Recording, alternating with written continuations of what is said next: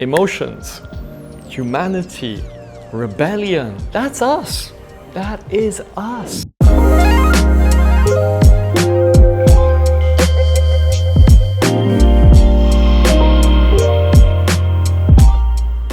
For sure, an MB&F client, an MB&F owner is somebody who's not trying to follow a trend. It's somebody who is self-asserted enough to not want to be part of and be admired for what he or she is wearing and be like everybody else and wearing a status symbol, which unfortunately has become a big part of the watch world.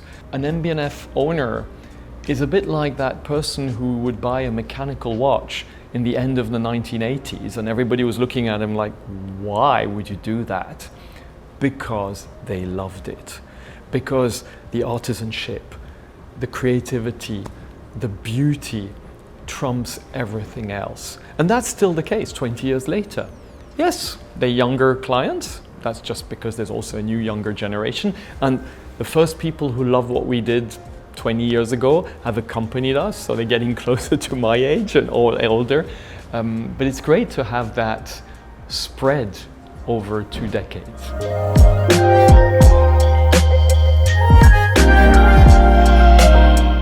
I think youth, the symbols of youth are rebellion, humanity, trying to understand your whole humanity and your part of in the world.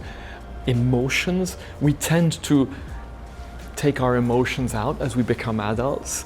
As youngsters, we're full of hormones and emotions. So emotions, humanity, rebellion, that's us. That is us. And it's interesting, I love it when 15-year-olds, 20-year-olds come up to us at watch events and go, wow, I love what you do. It makes me so happy. I think we today resonate actually, interestingly, much more with a younger generation than with an older one. And the older generation who resonates with us have stayed young at heart. You remember our motto? A creative adult is a child who survived. Our fans, clients, community are children who survived. Now for the second part of the question, succession. Clearly, in 2020, when I thought we were going to be game over with COVID, it instilled in me a whole new thought process. The first 10 years of MB&F, I never ever thought of succession. It was trying to survive, trying to get to the next year, trying to get that next caliber.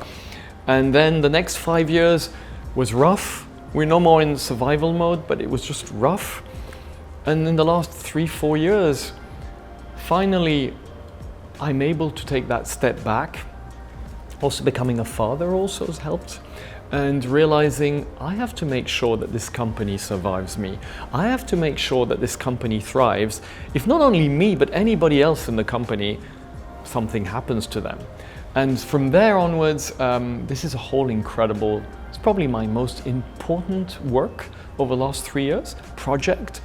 How to make sure that this company will be there in 50 or 100 years. Now, I won't be there to see it, but that's my job. That is on top of all the creative, on top of all the crazy ideas who people don't understand. It's making sure that this company continues.